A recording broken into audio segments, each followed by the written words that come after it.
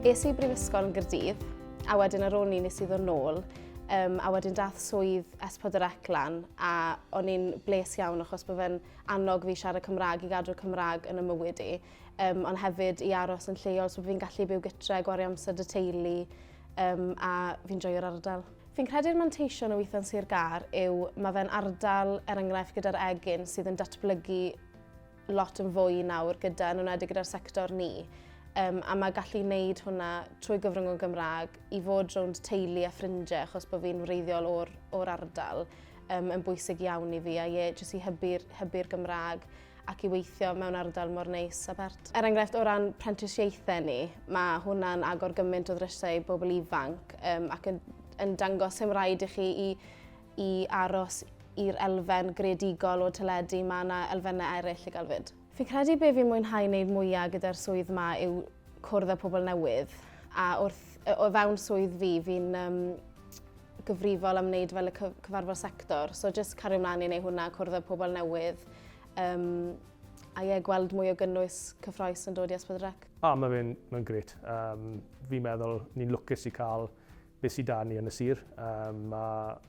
Fi'n mynd 10 milltir a fi ar y trath. So, mae lot o pethau da ni yn y sir sy'n helpu chi cadw'n ffit ac yn iach. A na pan fi'n licio byw yn y sir, a na pan fi wedi bod yma 10 blwyddyn hefyd, achos mae popeth mas eisiau wedyn. Fi'n meddwl unrhyw un sy'n mas na sy'n edrych ar active Sir Gâr a gweld beth sydd da ni. Just felly dod lawr a cael chat â ni. A just gweld sut mae fe i gweithio yn swydd gret fel hyn. Yn active sport and leisure, Cymunedau Cymraeg ni, wrth gwrs, ni gyd tator i'n rych i roi raddau, a fi'n credu mae lot yn cwsmeriaid ni a'n cyflenwyr ni, felly bod nhw'n twymo bach yn gynt i rwy'n sy'n siarad Cymraeg. Dyw e ddim angen reidiol, wrth gwrs, ond byddwn ni'n awgrymu fod yn bwysig i ni fel cwmni, mae'n rhan o'n diwylliant ni.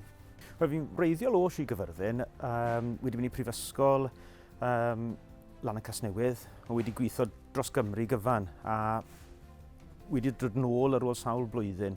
Mae yna rhywbeth amdano Sir Gyfyrddin. Mae'r balans o busnes a phleser yn ffantastig. Chi ddim yn rhy bell o fod ar y trath, ni yn arben mynydd, mae jyst yn arbennig.